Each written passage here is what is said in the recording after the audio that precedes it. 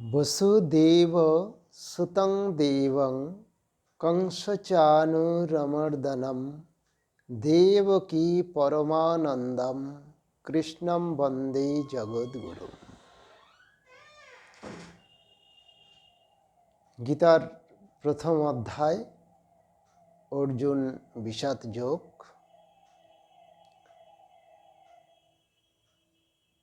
তো গীতা শুরু করার আগে উপনিষদ থেকে কয়েকটা কথা বললে তাহলে গীতার সঙ্গে খুব সুন্দর একটা সামঞ্জস্য বোঝা যাবে।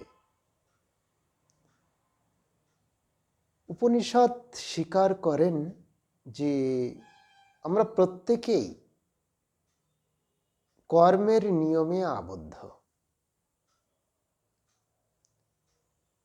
কিন্তু নিয়মের হাত হতে মুক্তি পথের সন্ধানও উপনিষদ দিয়েছেন। মনুষ্য জীবনের উদ্দেশ্য নিয়মের পারে যাওয়া। ভোগ সুখ কখনো মানুষের জীবনের উদ্দেশ্য হতে পারে না। এই ভোগ সুখটা কেবলমাত্রই প্রকৃতির মধ্যেই সীমাবদ্ধ।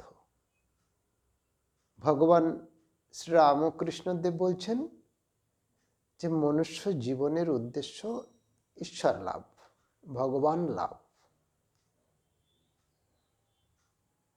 আমাদের রামকৃষ্ণ মঠ মিশনের প্রেসিডেন্ট মহারাজ প্রবীণ সাধুদের কাছে শুনেছিলাম যে প্রভু মহারাজ অর্থাৎ পূজনীয় বীরেশ্বরানন্দজি মহারাজের কাছে জনৈক ভক্ত এসে বলছেন যে মহারাজ, মহাভারতে ধর্মরাজ যুধিষ্ঠিরকে প্রশ্ন করেছিলেন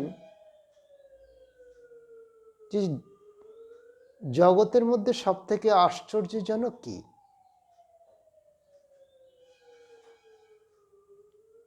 তা যুধিষ্ঠির বলেছিলেন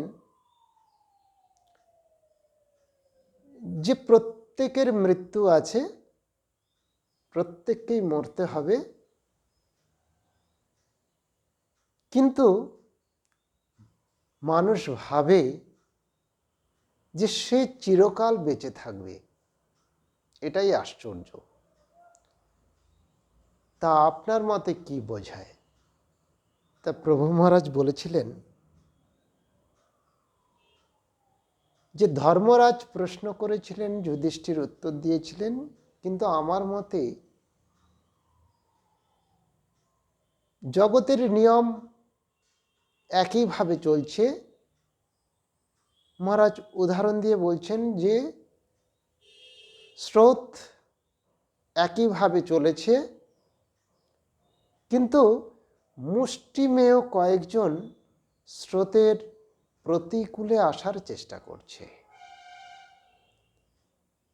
সবাই স্রোতের অনুকূলে চলেছে।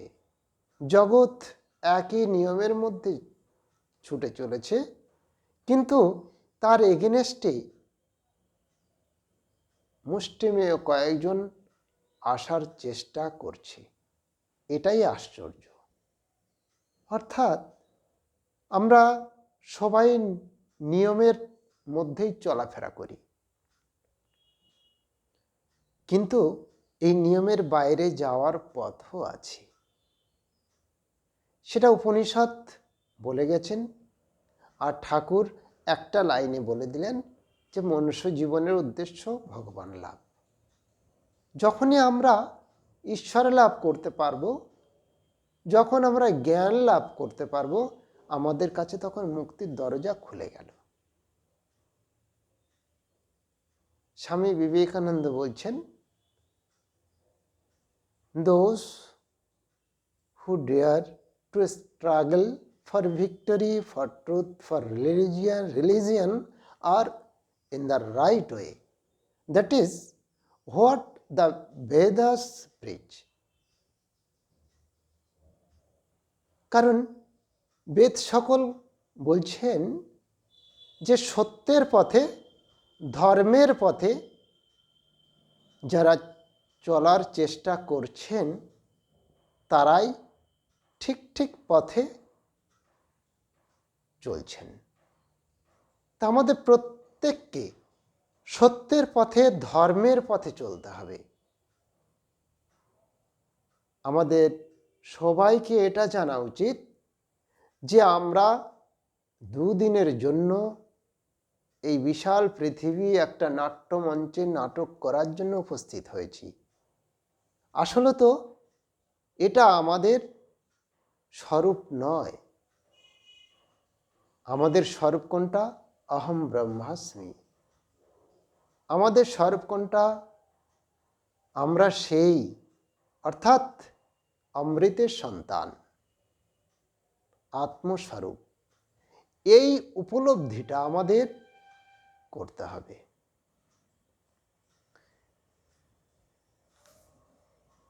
11 নম্বর শ্লোক,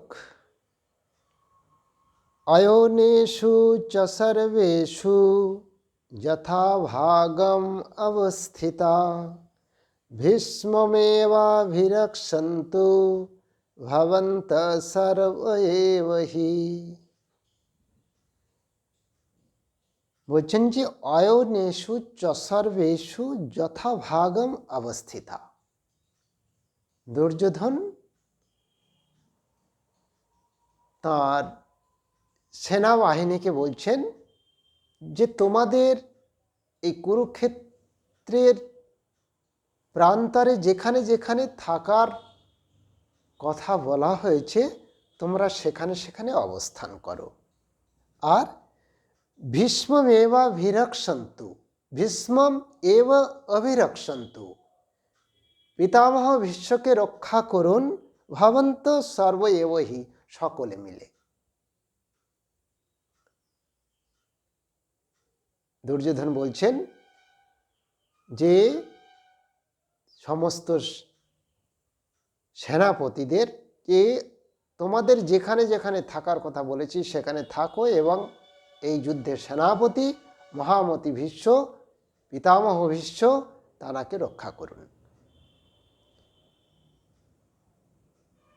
ভীষ্ম ছিলেন প্রবল ইচ্ছাশক্তি সম্পন্ন, বিপুল সাহসের অধিকারী এবং অসাধারণ ধীশক্তি সম্পন্ন মানবরূপে স্বীকৃত। তো ভীষ্মদেব প্রতিজ্ঞা করেছিলেন যে জীবনে কখনো হস্তিনাপুরের রাজ সিংহাসনে তিনি বসবেন না। তিনি যমুনা তীরস্থ ধীবর কন্যা ব্যাসদেব জননী সত্যবতীর প্রীতির রক্ষার্থে তাঁর পুত্র বিচিত্র বীর্যকে হস্তিনাপুরের রাজ সিংহাসনে বসানোর জন্য কথা দিয়েছিলেন। অথচ দেবব্রত অর্থাৎ মহামতি ভীষ্ম তিনি ছিলেন হস্তিনাপুরের রাজ সিংহাসনের দাবিদার। কিন্তু তিনি হস্তিনাপুরের রাজ সিংহাসনে বসতে চাননি। তিনি আজীবন কুমার ব্রতী ছিলেন।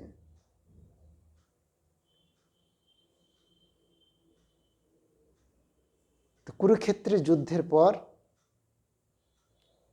ক্ষতবিক্ষত দেহ নিয়ে সত্যনিষ্ঠ ভীষ্মদেব শরশয্যায় শায়িত হলেন এবং তিনি যত সময় না উত্তরায়ণ না যায় তত সময় তিনি বেঁচে ছিলেন। শোনা যায় তিনি 54 দিন ওই শরশয্যায় শায়িত ছিলেন। যে সময় তিনি সরসজ্জায় শায়িত ছিলেন, সেটা 14 জানুয়ারি সম্ভবত। তা তিনি যখন সরসজ্জায় শায়িত অবস্থায় আছেন, তখন কৌরব পক্ষের, পাণ্ডব পক্ষের সবাই পিতামহ ভীষ্মকে দেখতে আসলেন। ভগবান শ্রীকৃষ্ণ পাণ্ডবদের ধর্মনীতি এবং রাজনীতি শেখানোর জন্য মহামতি ভীষ্মদেবের কাছে এলেন এবং ভীষ্মদেবকে অনুরোধ করলেন যাতে করে পাণ্ডবদের ধর্মনীতি এবং রাজনীতির শিক্ষা দেন। ভীষ্মদেব নানান রকমের ধর্ম প্রসঙ্গ, রাজনীতি প্রসঙ্গ পাণ্ডবদের শোনালেন। সে এক অপূর্ব শিক্ষা, যেটা মহাভারতের শান্তি পর্ব নামক অধ্যায়েতে লিপিবদ্ধ আছে। আমরা যদি মহাভারতের শান্তি পর্ব পাঠ করি তবে দেখতে পাব যে পিতামহ ভীষ্ম, মহাজ্ঞানী ভীষ্ম, মহামতি ভীষ্ম, সত্যনিষ্ঠ ভীষ্ম কত সুন্দর সুন্দর উপদেশ কৌরব পক্ষ এবং পাণ্ডব পক্ষকে দিয়ে গেছেন। একটা সুন্দর স্টোরি, ভগবান শ্রীকৃষ্ণ পাণ্ডবদের সখা রূপে পাণ্ডবদের সঙ্গে দিন রাত্রি অবস্থান করছেন, অথচ পাণ্ডবরা সঠিকভাবে ভগবান শ্রীকৃষ্ণকে বুঝতে পারেননি। তাই ভগবান শ্রীকৃষ্ণ কি করলেন না, পাণ্ডবদেরকে নিয়ে মহামতি ভীষ্মের সরসজ্জার কাছে যাচ্ছেন। যাওয়ার পর ভীষ্মদেবের চোখে জল। যুধিষ্ঠির সহ অন্যান্য পাণ্ডব ভ্রাতারা ভগবান শ্রীকৃষ্ণকে বলছেন যে, হে সখা, যিনি প্রবল পরাক্রান্তশালী, শ্রেষ্ঠ যোদ্ধা, সত্যনিষ্ঠ, অসীম সাহসের পরিচায়ক, তাঁর চোখে জল, এটা কিভাবে সম্ভব? তো ভগবান শ্রীকৃষ্ণ বললেন, ঠিক আছে, চলো জিজ্ঞাসা করা যাক। পিতামহ ভীষ্মের কাছে এসে অর্জুন বলছেন যে, পিতামহ, আপনি এত সাহসী, এত বড় বীর, এত বড় যোদ্ধা, আপনার চোখে জল? ভীষ্মদেব সুন্দর কথা বললেন। তিনি বললেন যে, আমি সেজন্য কাঁদছি না। যুধিষ্ঠির বললেন, আপনার কি কোনো কষ্ট হচ্ছে এই সরসজ্জায় শায়িত আছেন বলে? পিতামহ ভীষ্ম বললেন, না, আমি এই জন্য কাঁদছি, যিনি জগতের প্রতিপালক,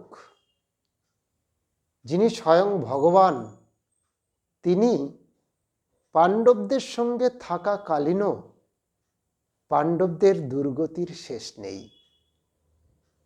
ভগবান শ্রীকৃষ্ণ হাসলেন। তখনই পঞ্চ পাণ্ডব, তাদের জ্ঞানের দরজা খুলে গেল আর ভগবান শ্রীকৃষ্ণ কে ছিলেন সেটা বুঝতে পারলেন। তস্য সংজয়নং হর্ষং কুরু বৃদ্ধ পিতামহ সিংহনাদং বিনদ্যচ্চৈ শঙ্খং দদ্মৌ প্রতাপবান। কুরুক্ষেত্র যুদ্ধের প্রান্তরে ধৃতরাষ্ট্রের জ্যেষ্ঠ পুত্র দুর্যোধনের মনের মধ্যে হর্ষ অর্থাৎ আনন্দ প্রদান করার জন্য পিতামহ ভীষ্ম সিংহনাদের মতো শঙ্খধ্বনি বাজিয়ে দিলেন। তত শঙ্খশ্চ ভৈর্যশ্চ প্রণবানক গোমুখা সহসৈবাভ্যহন্নত সশব্দস্তমূলভবৎ। বলছে যে তত সংখ্যাশ্চ, যখন পিতামহ ভীষ্ম শঙ্খ বাজিয়ে দিলেন সিংহ নদের মতো, সঙ্গে সঙ্গে অজস্র শঙ্খ ভের্যশ্চ ভেরি, ঢাক ঢোল মৃদঙ্গ রণসিংহা গোমুখা সঙ্গে সঙ্গে এক তানে বেজে উঠল। তাহলে এতগুলো যুদ্ধের দামামা যখন একসঙ্গে বেজে ওঠে, তখন যুদ্ধক্ষেত্রে পরিস্থিতি কেমন হয় সেটা কিছুটা কল্পনা করা যায়। সমস্ত পরিবেশটা যেন কম্পমান হয়ে উঠল। তত শ্বেতৈর্যুক্তে মহতি সন্দনে স্থিত মাধব পাণ্ডবশ্চৈব দিব্য শঙ্খং প্রদদ্মতু। এরপর বহু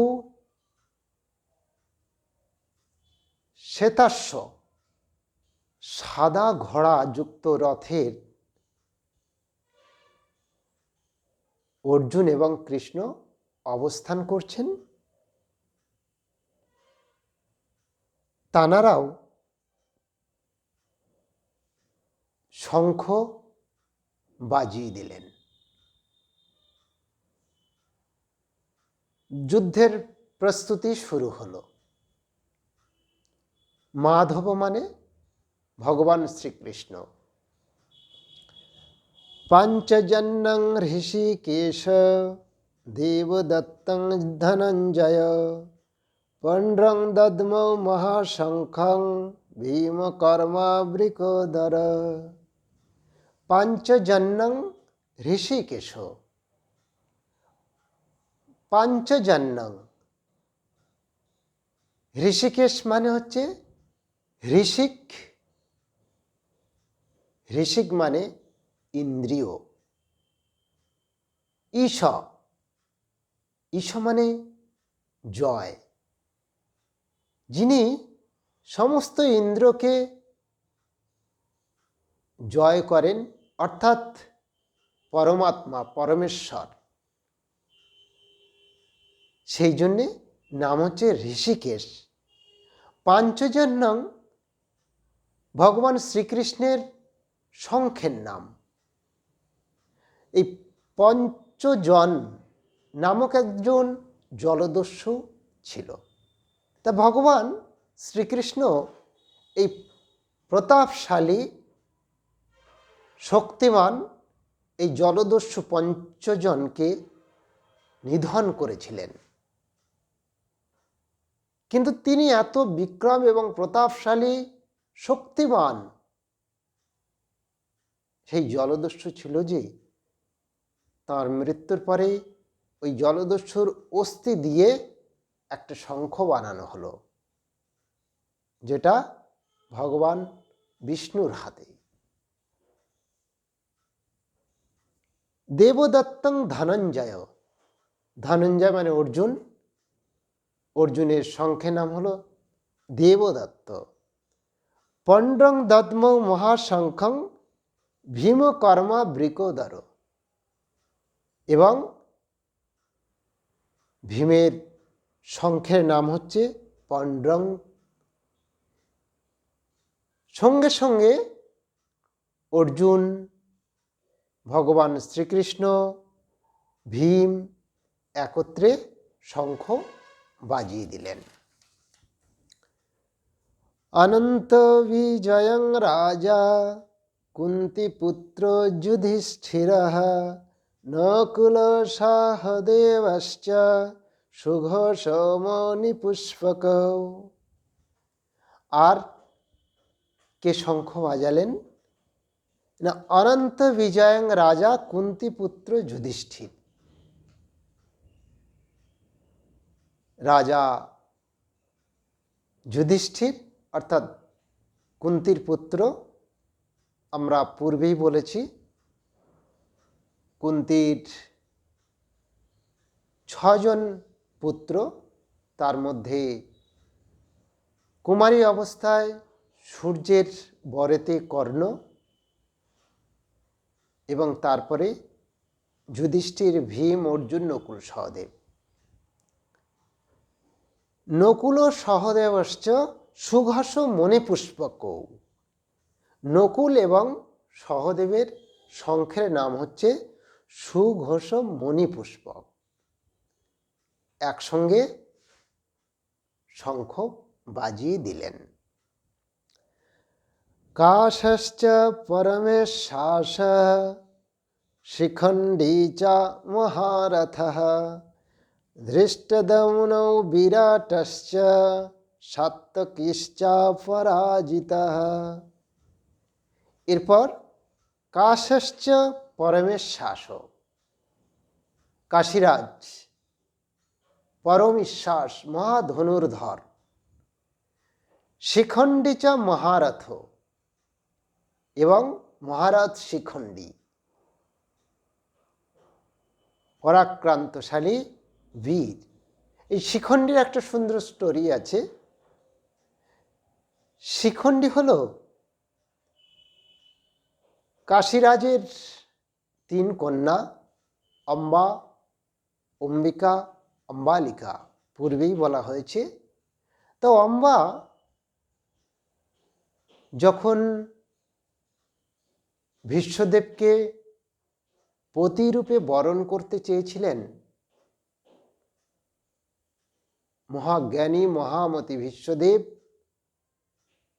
তিনি বললেন যে আমি প্রতিজ্ঞা করেছি জীবনে কখনো বিবাহ করব না।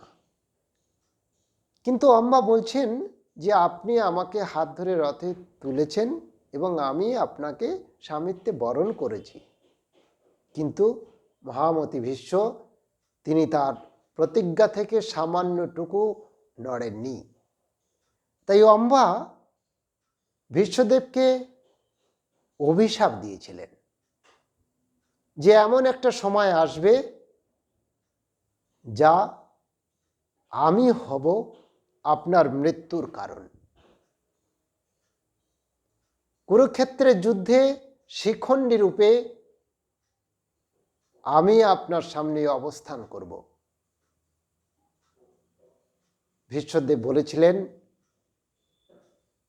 যে আমি অস্ত্র পরিত্যাগ করব যে মুহূর্তে তোমাকে দেখব। একথা কেবলমাত্র ভগবান শ্রীকৃষ্ণ জানতেন। তা কুরুক্ষেত্রের যুদ্ধে যখন ভীষ্মদেব সমস্ত শক্তি দিয়ে যুদ্ধ করছেন, তখন পাণ্ডবরা খুব অসহায় বোধ করতে লাগলেন। শ্রীকৃষ্ণ দেখলেন যে ভীষ্ম যেভাবে যুদ্ধ করছেন কুরুক্ষেত্রের প্রান্তরে, এভাবে যদি চলতে থাকে তাহলে পাণ্ডবদের পরাজয় সুনিশ্চিত। তখন তিনি কি করলেন? শিখণ্ডীকে ভীষ্মদেবের সামনে পাঠিয়ে দিলেন। শিখণ্ডীকে দেখার সঙ্গে সঙ্গে ভীষ্মদেব অস্ত্র পরিত্যাগ করলেন। তখন শ্রীকৃষ্ণ অর্জুনকে বললেন যে ভীষ্মদেবকে এখন বাণে বিদ্ধ করো। এই সময় ভীষ্মদেবকে পরাজিত করা যাবে। আর একটা সুন্দর স্টোরি, মহামতি ভীষ্মদেব ভগবান শ্রীকৃষ্ণকে বলেছিলেন যে কুরুক্ষেত্রের যুদ্ধে আমি আপনাকে অস্ত্র ধারণ করাবো। ভগবান শ্রীকৃষ্ণ বলেছিলেন যে আমি কখনো অস্ত্র ধারণ করব না। তা ভীষ্মদেব সেখানেও বলেছিলেন যে ভীষ্মের কথা কখনো নড়চড় হয় না। তা তিনি বিক্রম সহকারে এমনভাবে যুদ্ধ শুরু করলেন যাতে করে ভগবান শ্রীকৃষ্ণ না থাকতে পেরে পঞ্চপাণ্ডবদের সখা তিনি ভগবান শ্রীকৃষ্ণ সুদর্শন চক্র হাতে নিয়ে ভীষ্মের সঙ্গে যুদ্ধ করার জন্য উদ্যত হলেন। মহাজ্ঞানী ভীষ্মদেব যখন দেখলেন ভগবান শ্রীকৃষ্ণ স্বয়ং সুদর্শন চক্র হাতে নিয়ে ভীষ্মদেবকে মারার জন্য উদ্যত হয়েছেন, ভীষ্মদেব অস্ত্র পরিত্যাগ করে ভগবান শ্রীকৃষ্ণকে প্রণাম জানালেন। তিনি বললেন যে হে প্রভু, হে ভগবান, আপনি ভুলে গেছেন কিন্তু আমি ভুলিনি। আমি আপনাকে অস্ত্র ধারণ করার কথা বলেছিলাম। আমি বলেছিলাম কুরুক্ষেত্রের প্রান্তরে আপনি অস্ত্র ধারণ করবেন, তাই আমার প্রতিজ্ঞা আমি রাখলাম, আমি অস্ত্র পরিত্যাগ করলাম। ভগবান শ্রীকৃষ্ণ উনি ভীষ্মদেবকে তার এই প্রতিজ্ঞা রাখার জন্য অভিবাদন জানালেন। ভগবান শ্রীকৃষ্ণ জানতেন, তিনিও জানতেন তাঁর প্রতিজ্ঞা, কিন্তু ভগবানের কাছে ভক্তই বড়। ভগবান কখনো চান না ভক্ত ছোট হোক। তিনি সবসময় ভক্তকে প্রোটেকশন দিয়ে রেখেছেন। পিতা কখনো সন্তানের কাছে হারতে লজ্জা পায় না, কারণ পিতা চান সন্তান আরো বড় হোক। গুরু চান যে শিষ্য তার কৃতিত্বটা জগতে ছড়িয়ে পড়ুক। শিষ্যের কৃতিত্বে গুরুর কৃতিত্ব। সেই জন্যে ভগবান শ্রীকৃষ্ণ কি জানতেন না? অবশ্যই জানতেন, কিন্তু ভীষ্মের প্রতিজ্ঞা রক্ষার্থে তিনি নিজেই অস্ত্র ধারণ করেছিলেন। দ্রৌপদেয়াশ্চ সর্বশ পৃথিবীপতি সৌভদ্রশ্চ মহাবাহু শঙ্খং দদ্মো পৃথক পৃথক। এরপরে শঙ্খ বাজালেন দ্রুপদ, রাজা দ্রুপদ। দ্রৌপদেয়াশ্চ, দ্রৌপদীর পঞ্চপুত্র, সর্বশ পৃথিবীপতে, একসঙ্গে শঙ্খের আওয়াজ সমগ্র পৃথিবীতে অনুরণন হয়ে উঠল। সৌভদ্রশ্চ, সুভদ্রার পুত্র অভিমন্যু, মহাবাহু, শঙ্খং দদ্মু পৃথক পৃথক, আলাদা আলাদাভাবে প্রত্যেকে নিজ নিজ শঙ্খ একত্রে বাজিয়ে দিলেন। সহর্ষো ধৃতরাষ্ট্রাণাং হৃদয়ানি ব্যদারয়ৎ নভশ্চ পৃথিবীং চৈব তুমুলভ্যনুনাদয়ন। বলছে এই আওয়াজ, শঙ্খের যে একত্রে পাণ্ডব পক্ষের ভীষণ শব্দ ধৃতরাষ্ট্র পুত্র দুর্যোধনের হৃদয় বিদীর্ণ করে দিল।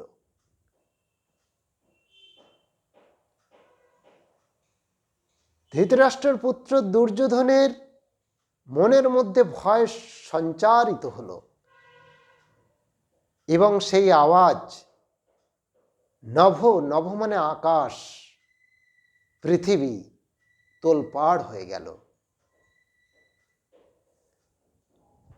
অথ ব্যবস্থিতং দৃष्ट्वा ধৃতরাষ্ট্রং কপিধ্বজ প্রবৃত্তে শস্ত্র সম্পাতে ধনুরুদ্যম্য পাণ্ডবঃ ঋষিকেশং তদা বাক্যম ইদম আহো মহীপতে। কপিধ্বজ অর্থাৎ মহাবীর হনুমানের চিত্র পতাকাতে আঁকা আছে।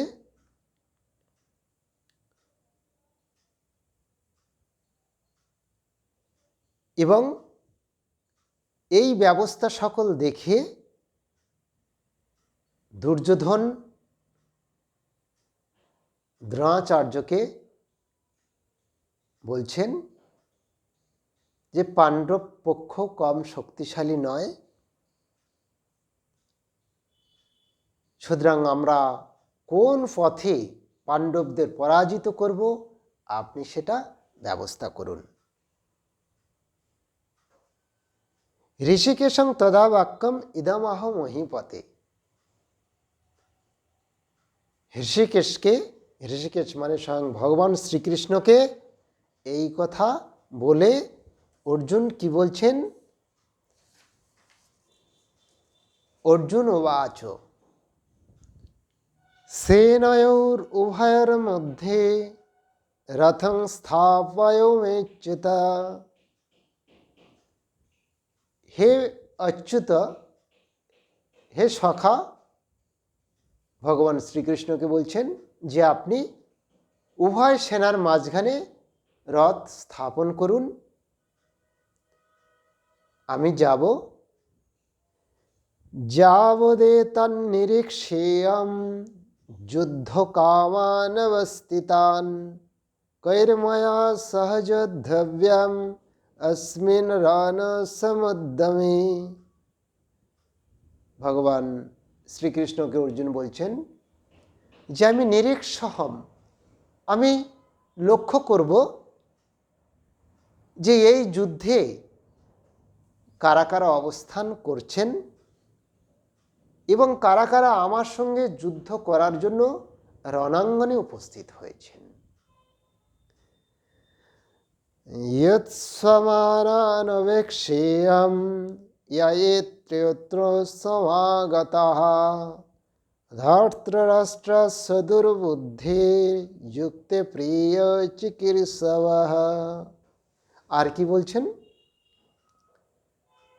না, অর্জুন আরো বলছেন যে দুর্বুদ্ধি সম্পন্ন দুর্যোধনের হয়ে যেসব বীররা, যেসব রাজারা আমাদের এগেনস্টে যুদ্ধ করার জন্য উপস্থিত হয়েছেন, আমি তাদের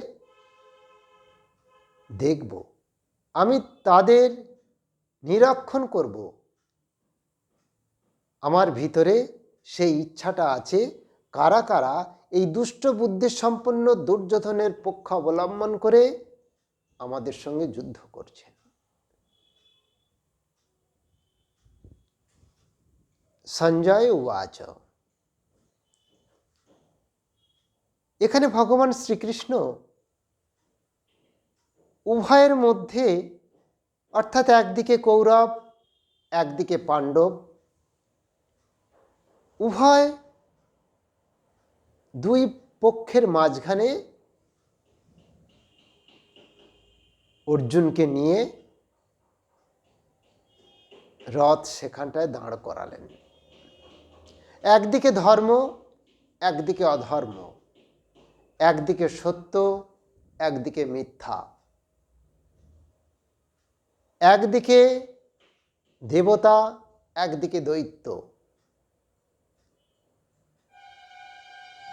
তাহলে আমরা দেখতে পাচ্ছি যে সবসময় এই সত্য মিথ্যা, ধর্ম অধর্ম, ভালো মন্দ দ্বন্দ্ব চলতেই থাকে। এটা আমরা কুরুক্ষেত্রের প্রান্তরে দেখছি, ধর্ম অধর্ম, সত্য মিথ্যা, দেব দানব। কিন্তু আমাদের প্রত্যেকের মধ্যে,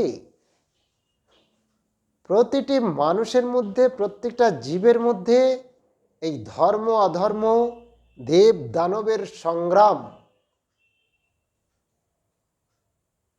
দৈত্য এবং দেবতাদের যুদ্ধ অবিরত চলতেই আছে। আমরা আমাদের মনটাকে যদি সঠিকভাবে ওয়াচ করি তাহলে দেখব যে কখনো আমাদের মনটা কুসঙ্গতে যাওয়ার চেষ্টা করছে, কখনো আমাদের মনটা সুসঙ্গে যাওয়ার চেষ্টা করছি, কখনো আমরা দেবতার গৃহে গিয়ে বসছি, কখনো আমরা পার্সোনালিটি করছি, প্রতারণা করছি, প্রবঞ্চনা করছি, মিথ্যা বলছি। তাই প্রত্যেকটা জীবের মধ্যে এই সংগ্রাম অবিরত হতেই আছে। এটা কেবলমাত্র ভগবান শ্রীকৃষ্ণ আমাদের জ্ঞানের আলোটা, জ্ঞান চক্ষুটা ফুটিয়ে দেওয়ার জন্য কুরুক্ষেত্রের প্রান্তরে তিনি একদিকে ধর্ম, একদিকে অধর্ম, একদিকে কৌরব, একদিকে পাণ্ডব, একদিকে দেবতা, একদিকে দানব যুদ্ধের সূচনা করেছেন, যুদ্ধের বর্ণনা দিচ্ছেন। সবটাই আমাদের ভিতরে আছে। আমরা যদি ধার্মিক হই, ধর্মকে অবলম্বন করি, সত্য পথে যাই, ভগবান শ্রী রামকৃষ্ণদেবের কথা অনুসারে যদি চলতে পারি যে ঈশ্বরে একমাত্র আমাদের অবলম্বন, মনুষ্য জীবনের উদ্দেশ্য ঈশ্বর লাভ, এবং ভগবান শ্রীরামকৃষ্ণদেবের উপদেশ মতো যদি আমরা চলতে পারি, তাহলে আমরা আমাদের জ্ঞানের আলো খুঁজে পাব, জ্ঞানের পথ খুঁজে পাব, এবং আমরা মহা ব্যক্তিত্ব সম্পন্ন মহাপুরুষে পরিণত হব। কিন্তু সেটা প্রবল ইচ্ছা শক্তির মাধ্যমে। স্বামী বিবেকানন্দ বলছেন যে উইল পাওয়ার, সব ক্ষমতা নিজের মধ্যে আছে, কিন্তু সেটা স্রেফ অ্যাপ্লাই করতে হবে। আমরা যদি আমাদের ভিতরের সেই শক্তিটাকে উদ্ঘাটন করার চেষ্টা করি, আমরা যদি আমাদের সেই ডিভোশনটাকে আরও বাড়ানোর চেষ্টা করি, তাহলে আমরা ধার্মিক হতে আমাদের কোনো অসুবিধা নেই। কিন্তু সেটা আমাদের ইচ্ছার উপরে ডিপেন্ড করছে। আমরা যত সৎসঙ্গে চলাফেরা করব, আমরা যতই সাধু সঙ্গ করব, আমরা যত দেবতাদের স্মরণ মনন করব, আমরা যতই গুরুজনদের শ্রদ্ধা করব, তত আমাদের ভিতরের জ্ঞানের আলোটা খুলে যাবে। শ্রদ্ধাবান লভতে জ্ঞানম, পরে আমরা গীতাতে দেখব শ্রদ্ধাবানরাই একমাত্র জ্ঞান লাভ করতে পারে। ভীষ্মদ্রোণ প্রমুখত সর্বেষাং চ মহীক্ষিতাম উবাচ পার্থ পশ্যৈতান সমবেতান কুরুনীতি। তাহলে ভীষ্ম, দ্রোণ প্রমুখত সর্বেষাং চ মহীক্ষিতাম, এখানে দেখা গেল যুদ্ধক্ষেত্রে ভীষ্ম, কর্ণ, এরপরে দেখব দ্রোণাচার্য, প্রত্যেকেই এক একজন পরাক্রমশালী বীর কুরুক্ষেত্রের প্রান্তরে উপস্থিত হয়েছেন। উবাচ পার্থ পশ্যৈতান সমবেতান কুরুনীতি।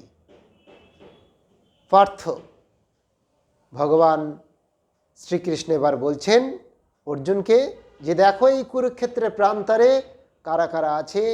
একদিকে মহামতি ভীষ্ম, একদিকে কর্ণ, আরও দ্রোণাচার্য, আরও কত মহান মহান বীর। ভগবান শ্রীকৃষ্ণ অর্জুনকে দেখাচ্ছেন যে কুরুক্ষেত্রের প্রান্তরে তুমি কাদের সঙ্গে যুদ্ধ করতে এসেছো, এবং তুমি কাদের দেখার জন্য আমাকে রথটা উভয় সেনার মধ্যে আনতে বলেছ, সেটা তুমি নিরীক্ষণ করো। তত্র পশ্যত স্থিতান পার্থ পিতৃপিতামহান, বলছি তত্র পশ্যত স্থিতান পার্থ পিতৃনত পিতামহান আচার্যন মাতুলান ভ্রাতৃন পুত্রান পৌত্রান সখিংস্তথা। তাহলে কি হলো না, তত্র পশ্যত স্থিতান পার্থ পিতৃনত পিতামহান। প্রথমেই দেখালেন যে হে পার্থ, এই পিতামহকে ভীষ্ম, আচার্য দ্রোণাচার্য, মাতুলান আত্মীয় স্বজন, বন্ধুবান্ধব, মাতুল, ভ্রাতৃন, পুত্রান, পৌত্রান, সকিংস্তথা, সবই তোমার আত্মীয় স্বজন, বন্ধুবান্ধব, পুত্র সমতুল্য, পৌত্রান সমতুল্য, আচার্য সমতুল্য, পিতামহান ভীষ্মদেব, সব প্রত্যেকেই তোমার আত্মীয় স্বজন, বন্ধুবান্ধব, এবং তাদের সঙ্গে তোমাকে যুদ্ধ করতে হবে। তুমি ভালো করে নিরীক্ষণ করো, তুমি ভালো করে দেখো যে কে কে, কারা কারা তোমার সঙ্গে যুদ্ধে উপস্থিত হয়েছে এবং তোমাকে পরাজিত করার জন্য তারা কৌরব পক্ষ অবলম্বন করে তোমার সম্মুখে উপস্থিত হয়েছে। ভগবান শ্রীকৃষ্ণ অর্জুনকে বলছেন, শ্বশুরান সুহৃদশ্চৈব সেনায়োরুভয়োরপি, এবং সেখানে শ্বশুর সমতুল্য, মাতুল সমতুল্য, সুহৃদ বন্ধু, বন্ধুবান্ধব সবাই কুরুক্ষেত্রে প্রান্তরে তুমি যাদের পরাজিত করবে তারাই তোমার খুব নিকট আত্মীয়, তারাই তোমার খুব নিকট সম্পর্কে জড়িত, তারা তোমার আত্মীয় স্বজন। তান সমীক্ষ শকুন্তীয় সর্বান বন্ধনবস্থিতান কৃপয়া পরয়াবিষ্ট বিষিদন্যেদমব্রবীৎ। এই কথা শোনার পর তান সমীক্ষ শকুন্তীয়, কুন্তীয় মানে কুন্তির পুত্র অর্জুন, ভগবান শ্রীকৃষ্ণের সব কথাগুলো শুনলেন যে সর্বান বন্ধন অবস্থিতান, প্রত্যেকে তার বন্ধু বান্ধব, আত্মীয় স্বজন, কৃপয়া পরয়াবিষ্ট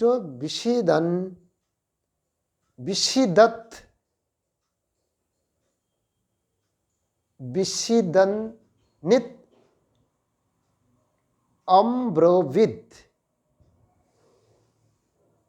এবং এই কথা শোনার পর অর্জুন খুব বিষাদগ্রস্ত হলেন, মনে কষ্ট পেলেন, দুঃখ পেলেন যে এই যুদ্ধে তিনি কি করে তার আত্মীয় স্বজন, বন্ধু বান্ধবকে হত্যা করবেন, তার নিকট সম্পর্কীয় আত্মীয়দের নিজ হাতে বধ করবেন, সেই চিন্তা ভাবনায় তিনি বিষাদগ্রস্ত হলেন। সেটাই প্রথম অধ্যায়, অর্জুন বিষাদ যোগ। এরপরে নেক্সট উইকে অর্জুনের মনের যে কথাগুলো ভগবান শ্রীকৃষ্ণকে বলবেন। ওম শান্তি শান্তি শান্তি, হরি ওম তৎসৎ, শ্রীরামকৃষ্ণার্পণমস্তু।